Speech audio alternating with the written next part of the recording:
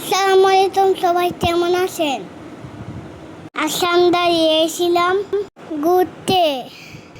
আমি অনেক মজা করছি, অনেক খেলা করেছি, অনেক ভালো দেখেছে। জায়গাটা অনেক সুন্দর ছিল। বিবেও খেলা করছে আমার সাথে। বিবির জন্য ফুটা কিনছি। চিকেন পাই আমার অনেক পছন্দ। আল্লাহ বাবু বসে বসে পেন্সিল শেখেছে। শুক্রবার আমার দেখতে ভালো লাগে না, এই জন্য বিবেনে ধরতে গেছি। তারপর আমি ছবি ধরেছি। আমার ছবি কেমন হয়েছে তুমি জানাও। বাসা যাই দেখি নানা আমার জন্য শিবিনানি লান্দা রয়েছে, অনেক রস আছে। সবাই আমাদের জন্য দোয়া করবেন। সবাই ভালো থাকবেন। আল্লাহ হাফেজ।